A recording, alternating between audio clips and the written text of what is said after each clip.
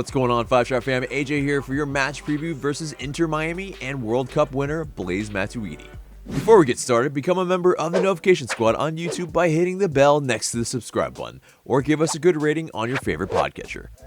Welcome to the match preview. The review against Orlando City will drop later this week, but Atlanta United have business to tend to first in Inter Miami on Wednesday, September 9th at 8 p.m. Eastern Time.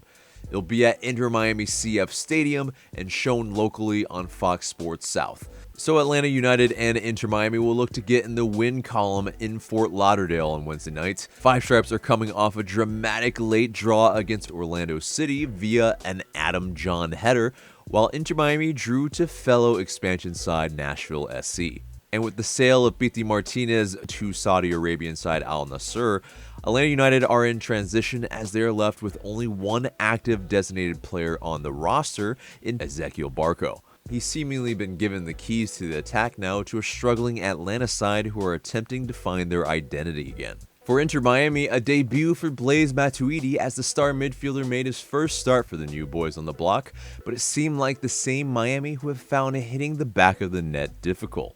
Matuidi became the 12th World Cup winner to appear in MLS on Sunday night, playing 79 minutes as Inter Miami and Nashville played to a scoreless draw after an 80-minute weather delay. Looking at their current form in their last 6, they have an identical record, with 3 losses, a win, a loss, and 2 draws in their previous 2. And looking in the standings, Atlanta United sit in 8th with 3 wins, 2 draws, and 4 losses, as Inter Miami sit dead last in the Eastern Conference with 1 win, 2 draws, and 6 losses. It will remain to be seen how Blaise Matuidi integrates into the Inter Miami side, but as a more defensive midfielder, I don't think that there will be too much of a change. Inter Miami have been known so far as a more defensive type side that really eschew possession, play the long ball, and play from the wings more than anything else. And so what we will know going in is that we will probably maintain more of the possession, but the difficulty will be to be able to have penetration and be able to break down a deep-lying side. So let's get into the players to watch for this match.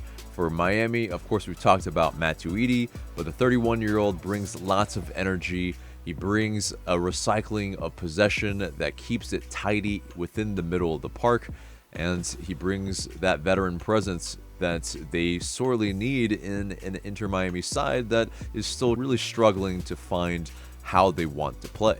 Another one to keep an eye on is Mexican Rodolfo Pizarro. The attacking midfielder has 3 goals and 1 assist on the season. Julian Carranza has been playing up top for them at times, and he has 2 goals. And of course, LGP, who got man of the match for Miami last match against us. And of course, former Five Stripes in Mikey Ambrose and Breck Shea, who started against us last match. For Atlanta, Ezequiel Barco is our last remaining active DP on the roster, like I said, and he's got 2 goals and 1 assist in 2020. Brooks Lennon has been solid on any position at the right side. He's played right wing back, and right back so far in 2020 for us. He's got 1 goal on the season. New boy Jurgen Damm is integrating into the side, but he's still building match fitness and sharpness, and maybe look for him to start if Lennon cannot in this next match. And George Bello on the left side at left back has been killing it attacking wise and was very solid defensively against Orlando last match. So let's get into the injuries and availability for both teams. George Acosta, midfielder, is still out with a left knee injury. David Norman, another midfielder, is out with a left ankle injury, and Denso Ulisa, defender, is out with a left lower leg injury. Now for Atlanta, Fernando Mesa is close to being available for Wednesday, says Glassy.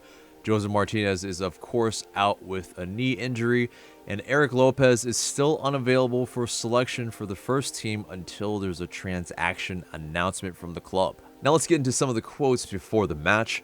Atlanta United interim head coach Stephen Glass said on playing faster in the attack, Like I said before, if we play like the game is on the line from the first minute, you will see a different Atlanta United.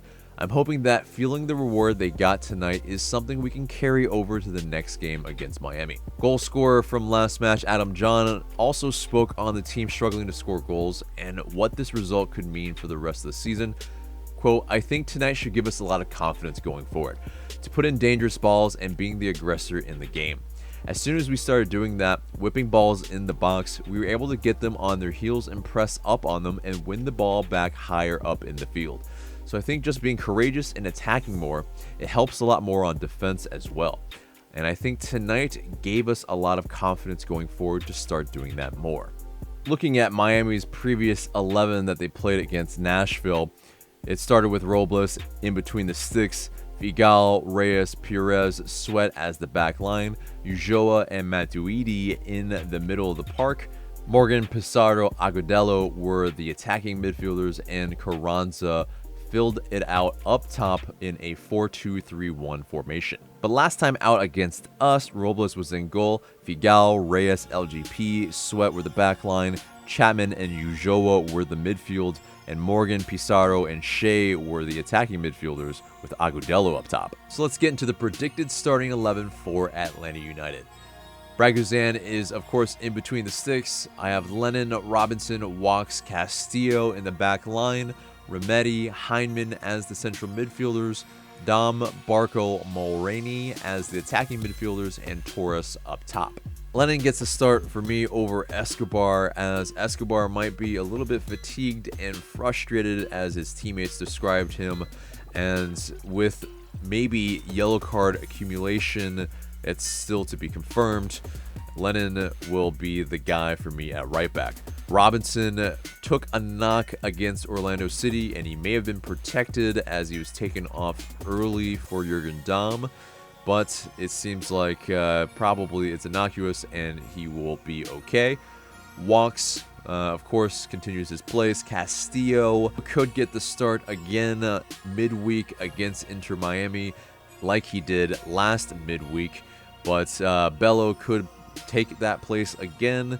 But I think Castillo, he did grow into the match in the second half against Inter Miami.